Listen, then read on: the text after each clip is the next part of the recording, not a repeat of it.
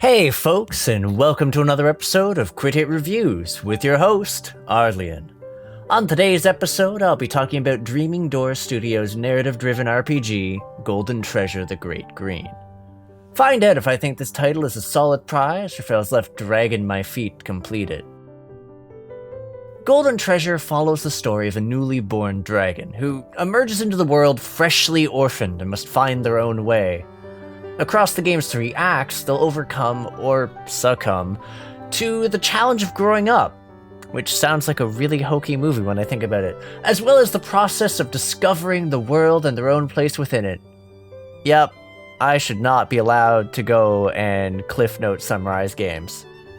But honestly, it's a pretty enjoyable experience to immerse yourself in. Narratively, while certain events within the game will always occur, largely near the beginning and end of every act, there's a large amount of optional encounters that a player can experience. What's more, there's a lot of different approaches to these events, which also has the potential of further impacting future events.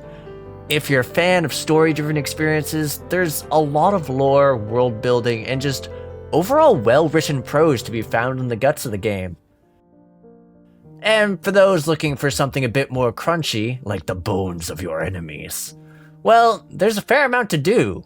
See, the basic gameplay loop plays like a combination of an RPG alongside a survival simulation. Each one of the game's various sections tasks you with doing what dragons do best, which is to say munching on critters, hoarding treasure, and surviving. Well, I mean, debatably what they do best, given you can totally be impoverished, and since you start out puny enough that's entirely possible to get utterly murdered by a badger, well... In any case, ensuring that your draconic avatar doesn't starve to death remains an ever-present concern. But as long as you can stay on top of that, it leaves you a fair amount of leeway to explore the world and interact with a variety of scenarios. As mentioned in the stories segment, these scenarios are fairly open-ended, though they're not strictly dialogue choices, as many of them are tied to the stats you gain and the items you acquire from the other events. And some will break down into turn-based combat, which becomes increasingly complex the stronger you get and the more options you receive. For those looking to explore every nook and cranny in the game, however, a few playthroughs are going to be necessary at the very least, and not just because of the multiple endings. See, there's a few ways to get stronger in the game, but some carry over into the next playthrough, providing you more leeway in your explorations and further opening up options. Amongst these is information about the animal denizens of the world, as you can learn their ways. Think of it like a cross between a lifestyle choice and a weird martial arts that you learn by reading some pretty prose, and that provides a passive bonus to your stats. The secondary means of getting strength, however, is the Arcana cards, which are granted you upon achieving, read achievements, certain tasks in the game, and which can provide some rather distinct advantages. Such as stat bonuses, sure, but also increased resilience to damage, and even the ability to have your hunger meter decrease slower. It was generally a lot of fun to discover a lot of these elements, and the simple fact of the matter was, even now there's still a few odds and ends left for me to discover, such as relics I've yet to stumble across, and encounters whose pure mutations and rewards I have not seen played out. Or at least played out successfully. Whilst you can die in the Golden Treasure, and in fact receive a game over upon your third demise, a lot of instances in the game where you fail an encounter will continue the story, albeit in a very different manner than if you succeeded. Minus combat. Combat will generally just kill you dead.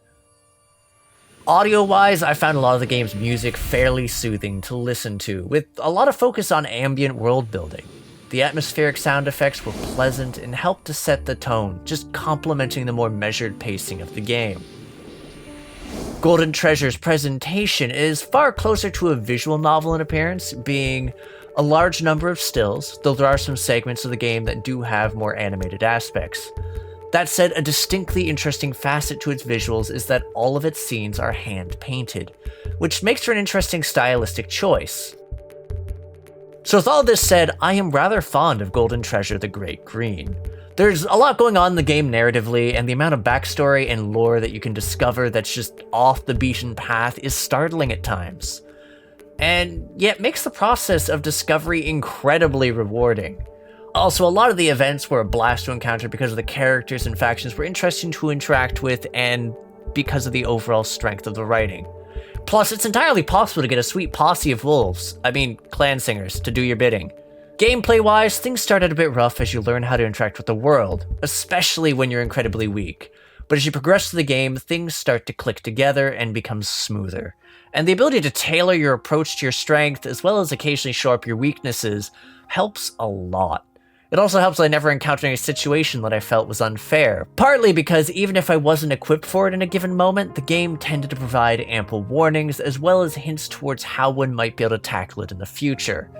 And the progression of strength that carries across the game does allow for more varied options as you proceed, and less likelihood of you getting the crap beaten out of you by a house cat.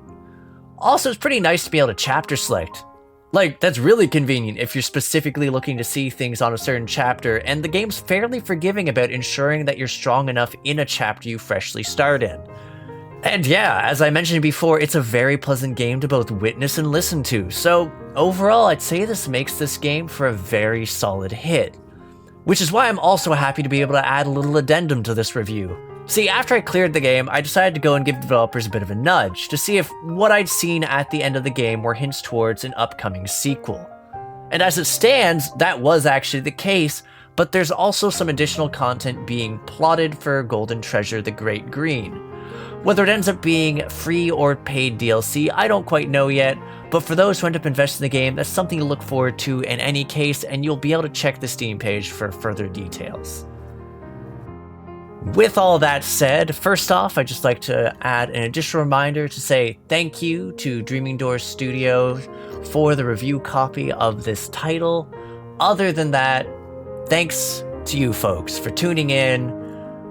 If you agree, disagree, or just have something to say to me, feel free to comment. And for those interested in more indie reviews, developer interviews, podcasts, or our Monday TTRPG content, hit the subscribe button and the bell so you know when there's a new release. There's also a Discord. Click the link in the banner or the description so you can become a part of our community, the Crit Hit Cauldron. Lastly, if you'd like to help support the channel, we do have a coffee running now to help supplement funds for our lovely editor Jack, and to make sure we can continue to provide quality content. Again, check the description and the banner for them links if you want to put food in our bellies. That aside, I'll catch you on the next episode of Crit Hit. Take care till then, folks.